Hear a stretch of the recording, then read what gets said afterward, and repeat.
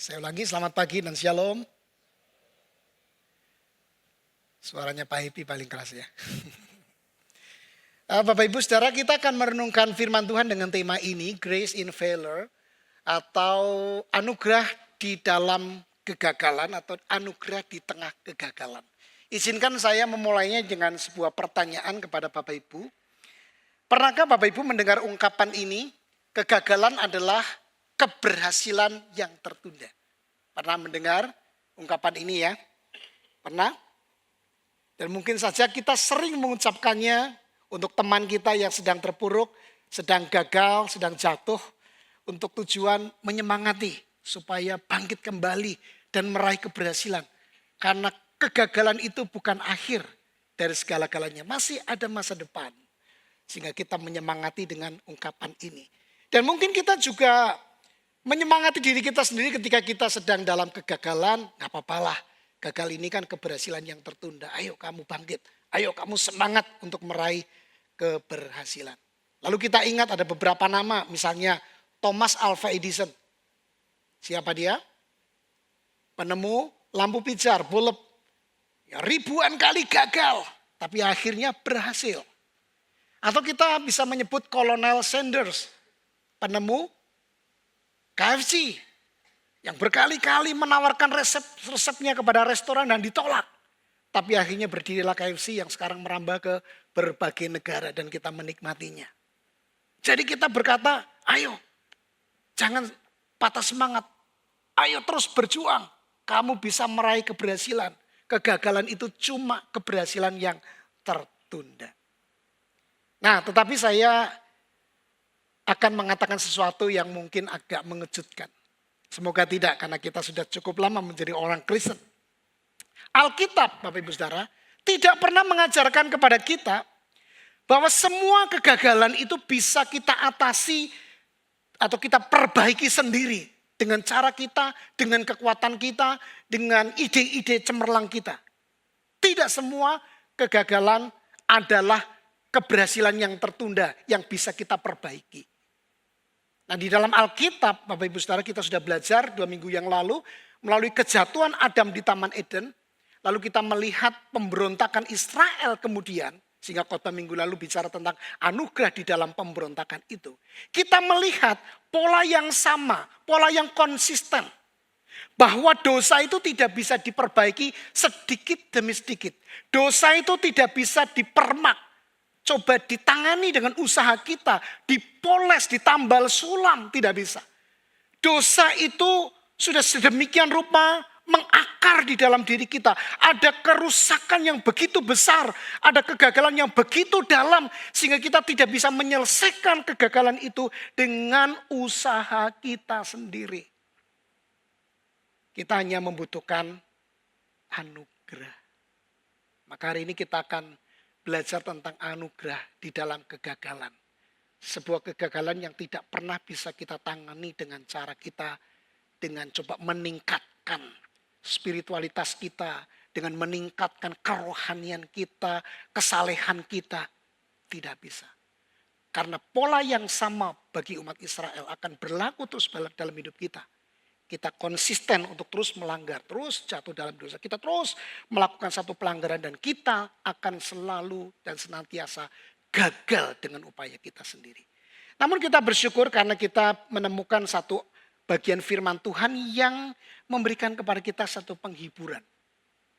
Ada anugerah di sana, di dalam kegagalan manusia yang tidak pernah diselesaikan oleh diri kita sendiri. Kita akan membaca firman Tuhan dari Mika pasal 4 ayat 14 sampai pasal 5 ayat 4a. Tapi izinkan saya menjelaskan dulu pembagian struktur teksnya. Kenapa ini saya jelaskan? Karena ini penting untuk kita memahami maksudnya. Jadi bagian yang hendak kita baca dan kita renungkan itu bagian yang ketiga yang di sebelah kanan itu pasal 4 ayat 14 sampai dengan pasal 5 ayat 4a. Tapi ini adalah punya pola yang sama dengan paragraf-paragraf sebelumnya. 4 ayat 9 sampai dengan 10 itu yang pertama, yang kedua pasal 4 ayat 11 sampai 13 itu paragraf yang kedua. Bagaimana kita bisa menemukan pembagian ini, sedangkan di LAI tidak ditemukan secara jelas. Bapak Ibu bisa menemukan satu kata yang menjadi awal dari paragraf itu, yaitu kata sekarang. Now, sekarang yang saya lingkari merah itu. Jadi kata sekarang ini mau menunjukkan keadaan Israel pada saat itu. Bagaimana mereka karena dosa-dosanya, karena kegagalannya, mereka harus mengalami penghukuman, penaklukan bangsa Asyur atas umat Israel. Sehingga mereka dalam keadaan yang betul-betul takut, gelisah sebagai akibat dari dosa-dosanya. Tetapi kemudian kita akan melihat yang saya lingkari dengan warna gelap itu. Ini pola yang sama juga di paragraf 1, 2, dan 3. Itu adalah apa yang akan Allah kerjakan bagi umatnya. Maka ada tertulis akan. Kita akan menemukan di situ bukan Israel yang akan. Bukan upaya manusia untuk melakukan perbaikan diri. Bukan manusia yang melakukan perbaikan diri. Tapi Allah yang akan memperbaiki umat manusia. Akan memulihkan bangsa Israel. Karena itu kita akan menemukan akan. Nah, di dalam terjemahan baru yang pertama, Bapak Ibu Saudara bisa melihat, itu ada pilihan ya. Ayat 14 itu juga diberi nomor atau ayat 1. Ya, diberi ayat 1. Tapi kalau di LTB2 yang sekarang ini, sayangnya, ayat 14 itu digabungkan dengan paragraf yang kedua yang di tengah itu. Sehingga mulainya adalah tetapi menjadi ayat 1 itu. Coba cek di TB yang kedua. Nah, kalau di dalam terjemahan bahasa Inggris, Bapak Ibu Saudara yang biasa menggunakan ESV, NIV, nggak ada masalah, pembagian itu jelas. Jadi ayat 14 itu adalah ayat 1 bagian dari paragraf yang ketiga. Ini pendahuluan saya ya. Mari sekarang kita membaca firman Tuhannya. Kita baca ya. Dengan begini kita mungkin akan lebih mengerti strukturnya dan maksudnya. Sekarang engkau harus mendirikan tembok bagimu. Kalau dalam terjemahan bahasa Inggris, kamu kumpulkan pasukanmu, kerahkan pasukanmu gitu ya. Kenapa? Karena pagar pengepungan telah mereka dirikan melawan kita. Dengan tongkat mereka memukul pipi orang yang memerintah Israel. Kemudian ayat 1. Tetapi engkau hai Bethlehem Efrata, hai yang terkecil di antara kaum-kaum Yehuda, dari antaramu akan bangkit bagiku seorang yang memerintah Israel, yang asalnya sudah sejak dahulu, sejak zaman dahulu. Ini terjemahan yang kedua ya, TB2. Sebab itu, ayat yang kedua, ia akan membiarkan mereka sampai waktu perempuan yang sedang melahirkan telah melahirkan. Lalu selebihnya dari saudara-saudaranya akan kembali kepada anak-anak Israel. Ayat 3. Ia akan teguh menggembalakan mereka dalam kekuatan Tuhan, dalam kemegahan nama Tuhan Allahnya. Mereka akan tinggal tetap. Sebab sekarang kebesarannya akan sampai ke ujung bumi. Ayat yang terakhir. Dia akan menjadi damai sejahtera. Bapak Ibu Saudara, seperti yang sering saya ungkapkan kepada Bapak Ibu Saudara, perkataan ini. Kita akan lebih memahami kabar baik kalau kita tahu ada kabar buruknya. Jadi kita akan lebih menghargai kasih karunia Tuhan sebagai kabar baik itu. Kalau kita tahu kondisi kita yang sesungguhnya. Kalau kita tidak tahu keburukan kita tidak akan pernah betul-betul menghargai kasih karunia. Kalau kita tidak menyadari bahwa kita adalah orang-orang yang gagal dan tidak bisa memperbaiki kegagalan kita tidak akan pernah menghargai anugerah Tuhan yang disediakan bagi kita. Nah, izinkan saya untuk menjelaskan kepada saudara berita buruknya untuk memahami keindahan anugerah yang disediakan Tuhan. Bapak Ibu Saudara, di ayat yang pertama, ayat yang ke-14 maksud saya, ini memang karena pembagiannya yang berbeda-beda. Pasal 4 ayat 14 kita akan menemukan satu kondisi yang menegangkan.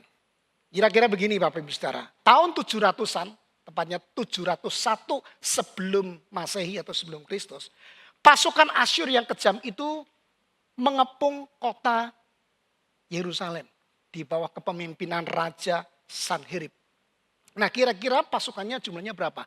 185.000 pasukan Asyur mengelilingi kota Yerusalem. Mengelilingi benteng kota Yerusalem.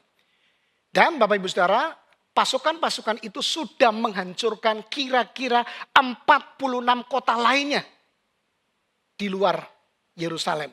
Tapi pada gilirannya Yerusalem akan ditaklukkan. Jadi saudara bisa membayangkan seperti ini.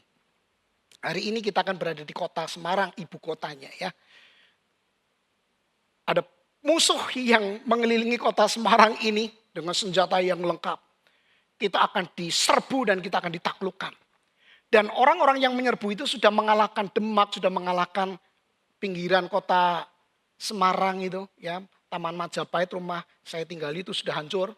Ya, saya sudah di Borgol gitu kan, tinggal Bapak Ibu yang ada di sini. Ya, akan ditaklukkan. Jadi ini menegangkan sekali. Apalagi rajanya, orang yang memerintah itu sudah ketangkep dan dipukul dengan tongkat pipinya. Itu artinya apa Bapak Saudara? Penghinaan. Kamu tidak usah dibunuh, kamu cukup diginikan. Itu satu penghinaan di zaman kuno itu. Memukul dengan tongkat pada pipi. Ini tongkat ini kan tongkat kerajaan. Dipukul pipinya itu artinya apa? Kamu nggak punya kekuatan apa-apa. Jadi ini sebuah penghinaan yang luar biasa. Ini mencekam loh Bapak Ibu Saudara. Ini satu keadaan yang begitu mengerikan. Dan ini sekaligus menjadi satu penggambaran kita Bapak Ibu Saudara. Secara spiritual. Karena kesalahan, karena dosa kita. Kita itu sebenarnya ada di dalam belenggu itu. Sama seperti orang Israel karena kesalahannya sehingga Tuhan menghukum melalui bangsa Asyur itu. Dalam ketegangan yang luar biasa. Dan parahnya Bapak Ibu Saudara, sebetulnya ini bukan hanya masalah peperangan fisik. Tapi ini adalah soal kegagalan kerohanian. Karena apa? Para pemimpin umat pada saat itu, kalau Bapak Ibu melihat di pasal-pasal sebelumnya, itu prihatin banget. Mereka punya ritual keagamaan, mempersembahkan korban dan sebagainya. Bahkan mereka mengaku kita kan, bukankah Tuhan itu ada di tengah-tengah kita, tapi itu hanya sebagai konsep cuman di kepala. Tapi mereka sendiri menindas yang miskin. Mereka berlaku tidak adil. Jadi hati mereka itu sebenarnya jauh dari Tuhan. Spiritualitas mereka itu bobrok. Bukan hanya umatnya, tapi para pemimpinnya. Jadi kita bisa menyimpulkan ini Bapak Ibu Saudara. Kegagalan Israel itu bukan soal politik dan atau militer. Bukan soal kalah peperangan. Bukan. Tapi ini kegagalan rohani yang begitu besar yang tidak bisa diselesaikan oleh usaha manusia. Ini yang terjadi Bapak Ibu Saudara. Nah, tetapi di tengah satu realita yang buruk ini. Ada anugerah Tuhan yang begitu besar. Karena justru di sini Tuhan menyatakan anugerahnya secara berlimpah-limpah. Nah mari kita akan melihat bagaimana anugerah Allah itu bekerja mengatasi kegagalan mereka. Anugerah Allah juga mengatasi kegagalan kita. Saya menemukan setidaknya ada 3 poin. Yang pertama, anugerah Allah itu datang dari tempat yang tidak terduga. Ini mungkin sudah cukup biasa ya, tapi ini kebenaran karena ada di teks ini. Mari kita lihat Bapak Ibu Saudara. Perhatikan pergantian yang dramatis ya. Kalau di ayat 14 itu kan rajanya ditawan, dipukul pipinya. Tetapi kemudian kita melihat ada satu kalimat pembeda. Tetapi ini sebuah perubahan tiba-tiba dan menyatakan harapan yang tak terduga. Ada harapan yang tak terduga. Lalu kita melihat perbedaan geografisnya. Kota Yerusalem sebagai pusat militer, pusat ekonomi, pusat agama yang gagal total karena itu kemudian ditawan oleh Asyur. Tiba-tiba dimunculkan nama baru, kota yang asing yang tidak, maksudnya kota yang tidak begitu dikenal karena dia kecil sekali, Bethlehem Efrata. Saudara melihat nggak ini sesuatu yang Sesuatu yang kontras, sesuatu yang mengejutkan, sesuatu yang tak terduga. Rajanya ditangkap, ya kemudian dimunculkan harapan baru melalui kota yang kecil yang akan lahir raja besar yang mengatasi persoalan hidup. Jadi Bapak Ibu Saudara, saya ingin Bapak Ibu Saudara melihat gambar ini. Orang Majus nih ya. Kenapa disebut orang Majus tahu enggak? Karena mereka tidak bisa mundur. Jadi dia Majus terus. Atau Majus itu katanya Majapahit maju sedikit. Gitu. Kira-kira begitu. Nah, orang Majus ini pernah gagal menemukan sang juru selamat yang dilahirkan. Kenapa? Karena dalam pola pikirnya, dalam image-nya, raja yang besar pasti lahir di kota besar. Tapi lahirnya di Bethlehem. Salah sasaran, salah tempat kan begitu, salah pencarian. Betul tidak? Kita kan kadang juga bisa bangga dengan dari mana kamu? Dari kota besar. Tapi kalau dari kota kecil, aduh rasa-rasanya gimana ya. Nah ini saya cerita sedikit ya, sedikit saja. Anak saya itu kan lahirnya di Semarang, kota besar. Lahirnya di rumah sakit, mana itu saya lupa ya. Di Dokter Cipto itu yang sebelah sana. Ya, sekarang dekatnya Bala Keselamatan itu saya lupa. Kusuma, rumah sakit bersalin Kusuma. Lahirnya di situ tapi kami pelayanan di GKMI Kenari Kudus. Tapi pada waktu kami mendaftarkan aktanya, karena tidak menyertakan surat kelahiran di sini saya lupa. Tertulisnya lahir di Kudus, bukan di Semarang. Lalu kami sempat begini, loh kok di Kudus ya kota kecil. Kenapa enggak di Semarang aja gitu ya. Ayo dirubah gitu ya kira-kira gitu ya. Jadi kota besar itu memang membanggakan ya kan begitu kan. Tetapi kota kecil. Tapi Bapak Ibu Saudara, kota kecil ini justru yang dipilih Tuhan untuk melahirkan raja yang besar. Dan ini tak terduga. Cara kerja Tuhan itu seperti itu. Dan itu sebabnya tidak banyak orang yang percaya berita yang macam begini. Tuhan kok memilih yang kecil, yang hina, yang tidak terkenal, dipakai Allah untuk membesarkan namanya dia. Saya jadi membayangkan seperti ini Bapak Ibu Saudara. Misalnya perusahaan teknologi besar kayak Google atau Apple kolaps ya. Mem-PHK karyawannya, lalu si CEO-nya ini gak bisa berpikir bagaimana membangkitkan kembali usahanya yang terpuruk ini. Tiba-tiba ada seorang mahasiswa drop out, gak lulus dari desa, pindah ke kota tapi kos yang kumuh. Menawarkan diri sebagai solusi untuk perusahaan besar itu. Kira-kira masuk akal enggak? Enggak cengli, enggak masuk di akal. Mosok sih? Nah kenapa berita tentang Natal itu kadang tidak menarik bagi orang-orang yang sangat mengagungkan kebesaran pencapaian, sesuatu yang hebat. Karena Tuhan justru seringkali memakai hal-hal yang kecil dan sederhana untuk menyatakan anugerahnya yang besar di dalam kehidupan kita. Nah, kadang Bapak Ibu Saudara saya berpikir Tuhan mengizinkan kadangkala ya Yerusalem kita yang kita banggakan itu rapuh, hancur, berantakan. Supaya apa? Supaya kita melihat dan memandang ke Bethlehem.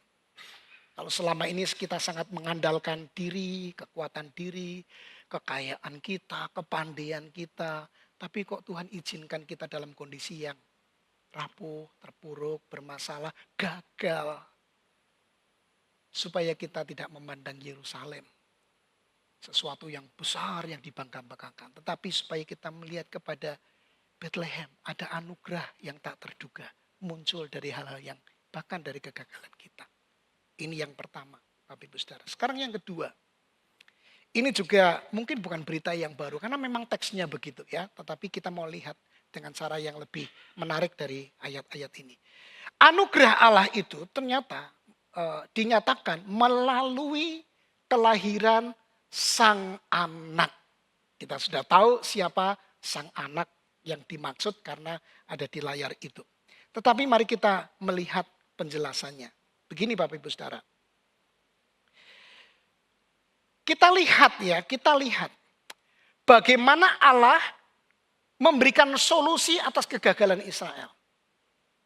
Saya membayangkan Israel itu akan sangat berharap Allah melakukan secara militer. Secara kekuatan pasukan.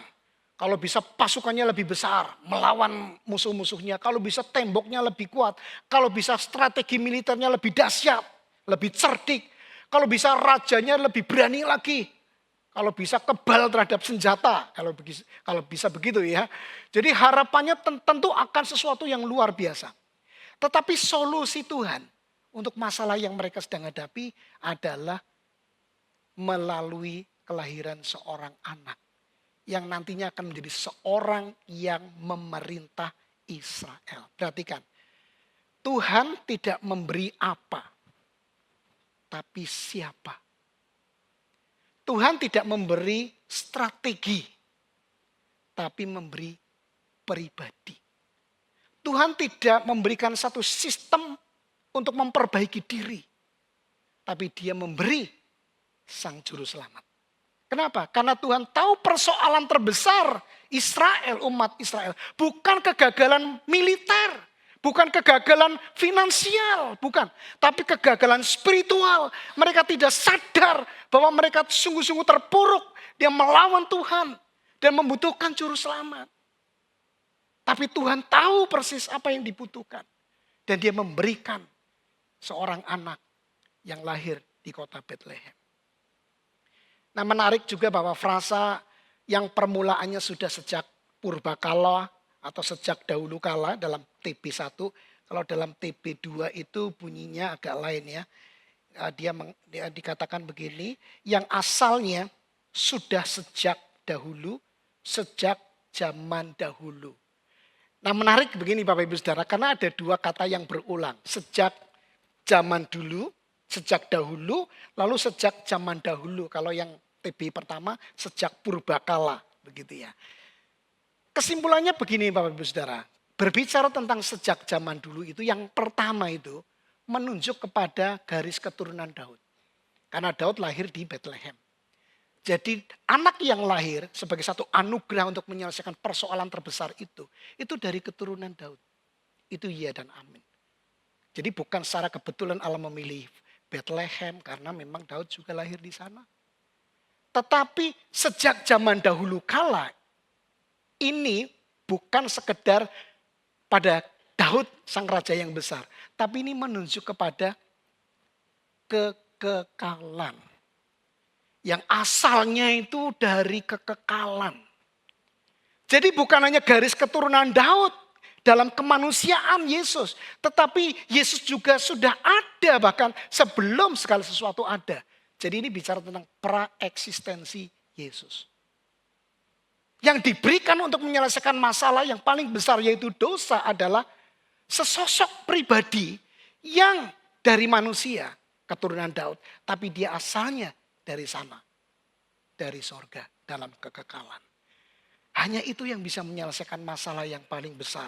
Kegagalan yang tidak bisa diselesaikan oleh usaha manusia. Tapi jujur Bapak Ibu Saudara, kita itu seorang manusia yang seringkali mencoba menyelesaikan masalah dosa kita itu dengan cara kita. Misalnya kita anggap dengan berbuat baik kita bisa menyelesaikan masalah. Dengan meningkatkan doa, dengan semakin rajin baca Alkitab, kita pikir itu bisa menyelesaikan dosa kita. Jadi semakin rohani kita pikir kita akan semakin disucikan Tuhan, dibebaskan dari dosa. Kita pikirnya begitu. Karena itulah yang dilakukan oleh agama-agama dunia, Bapak Ibu Saudara. Mereka coba mengatasi persoalan dosa itu dengan berbuat baik, berbuat amal. Itu adalah cara-cara mereka untuk bisa membuat Allah berkenan kepada dirinya. Dan kita seringkali berpikirnya begitu. Tapi Bapak Ibu Saudara, kita mesti sadar bahwa kita nggak bisa menyelesaikan itu. Saya kasih contohnya begini. Ada seorang bapak yang takutnya bukan main karena anaknya keracunan. Jadi anak ini keracunan, nggak tahu sebabnya apa. Pokoknya dia sakit parah. Akhirnya si bapak mulai ribut dengan mamanya, ini kenapa anak kita? Gara-gara makanan masakanmu mungkin. Ya. Wah ribut, atau makan di mana? Wah bingung. Akhirnya coba membersihkan kamarnya. membersihkan semua piring-piringnya coba dicuci, ya semuanya dibersihkan. Mengharapkan anaknya berhenti dari keracunan itu. Pergi ke apotek beli obat. Ya, dia pokoknya pikir ini coba diatasi dulu, dikasih obat. Tapi tidak menyelesaikan masalah penyakit itu. Lalu akhirnya dia sadar, dia bawa ke dokter dan dokternya mengatakan, ini keracunan sudah masuk ke darahnya. Langsung cuci darah, bersihkan darahnya. Tidak bisa dengan cara lain, dia harus dibersihkan dari keracunan darah ini. Saudara. Nah saya pikir itulah sebetulnya yang Allah lakukan atas kita. Tapi seringkali kita merasa cukup baik dengan melakukan semua tindakan. Apa yang kita lakukan ini dan itu, berharap Tuhan bisa menyelesaikan masalah dosa saya. Enggak. Karena masalahnya itu darah kita itu sudah kena racun. Perlu diganti dengan darah Kristus. Kita betul-betul harus dibersihkan. Bukan oleh cara kita, tapi dengan cara Allah. Yang Allah sudah menetapkan di dalam Yesus Kristus untuk datang sebagai sang anak. Menyelamatkan kita. Itu pilihan dia yang paling luar biasa dan membawa kita itu hidup dalam damai sejahtera. Sehingga kita tidak lagi merasa takut untuk melakukan ini dan itu karena kita sudah diselamatkan pada dasarnya. Kita tidak perlu terus berjuang. Seolah-olah Kristus itu tidak cukup dengan pengorbanannya menjadi manusia sampai kepada salib. Ini yang kedua, Bapak Ibu Saudara. Sekarang yang ketiga. Anugerahnya bekerja melalui penantian dan berujung pada pemulihan. Kita melihat ayat yang keempat ya, di sana dikatakan demikian. Ayat yang kedua maksud saya ya, bukan ke ayat 4. Sebab itu ia akan membiarkan mereka sampai waktu perempuan yang sedang melahirkan telah melahirkan. Nah menarik kalau di dalam bahasa yang asli itu pengertiannya lebih kuat. Karena begini, bukan hanya membiarkan tapi menyerahkan. Menyerahkan, ada satu penyerahan dari Allah untuk membiarkan manusia di dalam penantian itu. Karena apa? Karena dosa. Untuk konteks orang Israel, Allah menyerahkan mereka pada Asyur yang menawan mereka. Dan itu berlangsung lama sekali. Bapak Ibu Saudara, sangat lama. Sampai kemudian datanglah Sang Juru Selamat itu. Nah menarik adalah karena ada penyebutan sampai seorang perempuan yang sedang melahirkan, telah melahirkan. Ini artinya apa Bapak Ibu Saudara? Ada akhir dari penderitaan. Orang mengandung itu repot ya. Orang melahirkan juga repot. Tapi setelah lahir, senangnya bukan main. Selamat untuk Cang Suwanto yang dapat cucu ya kemarin ya. Ya ini punya ponakan si Yustian. Jadi saudara, ini penggambarannya apa? Dalam 9 bulan kandungan itu adalah proses di mana kita itu mengalami satu penantian yang penuh dengan pergolakan. Tapi tidak selamanya akan ada titik akhir kita akan mengalami pemulihan. Dan kemudian disebutkan ada sisa-sisa Israel yang nanti akan dikembalikan kepada anak-anak Israel. Nah ini kalau kita telusuri lebih jauh akan lebih menarik karena banyak orang menafsirkan bagian ini sebagai satu janji pemulihan bangsa Israel. Kelak akan kumpul, mereka akan dipulihkan. Bagaimana pandangan saya? Setidaknya begini Bapak Ibu Saudara, setidaknya begini. Ini bukan bicara tentang cara bagaimana Allah mengumpulkan mereka ya. Tapi kalau kita saja sebagai cabang asing dicangkokkan kepada pohon Yesus Kristus. Kalau saja kita itu sebetulnya ranting-ranting di luar. Tapi dipungut, dicangkokkan. Kita bukan anak tapi diadopsi menjadi anak. Masakan anaknya sendiri itu akan dibuang. Betul tidak? Saya berpikirnya seperti itu. Jadi ada kemungkinan janji ini karena yang bagian ini belum berlaku bagi Israel. Tetapi ini sudah berlaku bagi kita. Kita menerima Yesus, kita percaya kepada Yesus sehingga kita menjadi anak Abraham. Kita orang-orang Israel rohani. Kita betul-betul hidupnya dipulihkan karena kita mengenal Dia Mesias, Yesus Kristus yang telah datang 2000 tahun yang lalu. Tetapi sebagian besar orang Israel sampai hari ini belum menerima kebenaran ini. Karena mereka masih berpikir Mesias itu haruslah tokoh militer. Maka itu kalau bicara tentang cara, saya kok tidak yakin akan datang dengan cara kekerasan secara militer. Begitu, misalnya Israel sekarang berjuang mengatasi bangsa-bangsa dengan perang. Saudara, itu akan jauh dari apa yang diungkapkan di Alkitab. Dia akan menjadi damai sejahtera. Peperangan tidak akan pernah mendatangkan damai sejahtera. Tapi saya percaya satu hal. Kelak mereka akan percaya kepada Yesus. Amin. Kalau kita saja yang di luar umat Israel pilihan yang pertama kita boleh mengenal Yesus dan percaya kepada Yesus sekarang ini. Saya kok yakin dia yang sekarang ini masih di dalam pemberontakan. Tuhan akan memilih, akan mengembalikan mereka kembali. Akan memulihkan. Akan memulihkan. Dan itu Bapak Ibu sudah bisa temukan di Roma pasal yang ke-11. Bagaimana penyelamatan Israel juga akan terjadi oleh Allah yang berkasih karunia. Nah, sekarang bagaimana dengan kita Bapak Ibu Saudara? Mungkin Bapak Ibu Saudara hari-hari ini sedang di dalam penantian. Artinya gini, Bapak Ibu ada di dalam satu pergumulan hidup. Saudara mengalami satu masalah mungkin karena kesalahan sendiri, karena dosa. Tapi itu diizinkan Tuhan, dibiarkan Tuhan. Bahkan diserahkan karena kedegilan hati kita. Kita melakukan satu pelanggaran sehingga kita harus mengalami konsekuensi dosa itu. Dia membiarkan. Atau kita juga mungkin sudah berdoa untuk sakit, untuk persoalan kita, tapi sepertinya tidak kunjung sembuh, tidak kunjung teratasi persoalan-persoalan kita. Kita ada di dalam penantian itu. Seperti umat Israel ada di dalam pembuangan itu. Masa yang sangat lama. Tetapi Bapak Ibu Saudara, percayalah. Tuhan akan memulihkan. Bukan secara fisik. Saya ceritakan begini Bapak Ibu. Kadang Allah itu mengizinkan kita mengalami satu persoalan yang berat. Misalnya sakit tidak sembuh. Bagi Tuhan itu yang penting bukan sehat fisiknya, tapi rohaninya.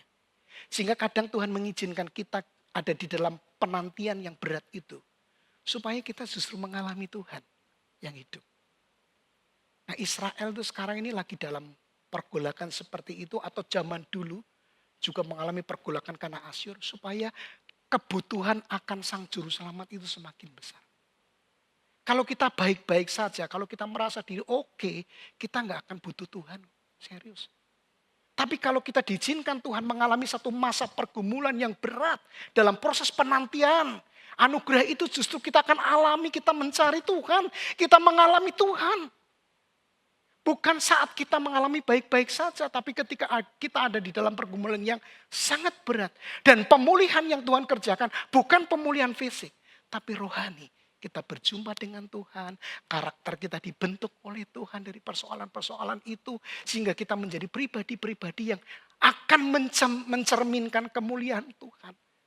Tidak seperti Israel yang gagal mencerminkan kemuliaan Tuhan, tapi kita dimampukan mencerminkan kemuliaan Tuhan karena kita telah diubahkan, dipulihkan oleh Tuhan. Bukan karena kuat dan gagah kita, tetapi karena Tuhan yang beranugerah. Karena itu pada hari ini jikalau ada di antara kita yang belum sungguh-sungguh mengenal Tuhan Yesus, ini kesempatan untuk kita mengenal dan menerima Tuhan Yesus secara pribadi Bapak Ibu Saudara. Saya ingat seorang tokoh gereja namanya Origenes. Dia pernah berkata begini, apalah gunanya bagiku jika Kristus lahir sekali di Bethlehem, tetapi ia tidak lahir di dalam jiwaku melalui iman. Sudah berapa kali Bapak Ibu merayakan Natal dan ini persiapan perayaan Natal. Izinkan Kristus itu betul-betul lahir di dalam hati kita. Kristus adalah anugerah terbesar untuk masalah kita yang paling besar yang sering membuat kita gagal. Dosa. Izinkan dia betul-betul memperbarui hidup kita. Betul-betul mengubah kita. Bukan dengan kekuatan kita, bukan dengan upaya kita menjadi orang baik dengan cara kita. Tapi betul-betul kita menerima Yesus. Menjadikan dia Tuhan yang betul-betul mengubah hidup kita. Sehingga kita menjadi pribadi-pribadi yang betul-betul memuliakan Tuhan. Tetapi jikalau ada di antara Bapak Ibu yang sudah lama jadi orang Kristen, sudah terima Tuhan Yesus, saya sudah pelayanan. Izinkan saya mengatakan jangan andalkan kekuatan sendiri. Jangan seperti bangsa Israel yang merasa aku masih bisa melakukan upaya-upaya melawan Asyur. Bahkan di pasal 5 ayat 5 saudara bisa menemukan, oh mari kita bangkitkan 7 gembala, bahkan 8 pemimpin untuk melawan Israel. Itu semuanya nggak ada hasilnya. Jadi kalau kita masih merasa aku oke-oke saja, aku tidak butuh Tuhan. Tidak pernah berdoa, tidak pernah baca Alkitab, tidak pernah pergi ke gereja, tidak pernah ada satu kerinduan untuk melayani Tuhan. Kita sudah ditebus Tuhan, tapi kita masih hidup bagi diri sendiri. Tidak butuh Tuhan, tidak butuh Tuhan. Jangan Bapak Ibu Saudara. Inilah waktunya bagi kita untuk memberi diri bagi Tuhan. Karena Tuhan sudah memberikan hidupnya. Dia bukan memberi apa, tapi memberi siapa. Dan itu yang paling kita butuhkan, yaitu juru selamat. Dan bersyukur hari ini ada beberapa rekan yang memberi diri untuk melayani Tuhan. Teruslah melayani Tuhan karena Tuhan sudah lebih dulu melayani kita. Saya juga mengundang Bapak Ibu Saudara yang belum pernah terlibat di dalam pelayanan. Mari layani Tuhan karena Tuhan sudah memberikan anugerah yang terbesar. Untuk mengatasi persoalan terbesar di dalam kehidupan kita, dosa yang tidak pernah bisa diselesaikan oleh kekuatan kita, oleh sejenis agama di dalam kehidupan kita.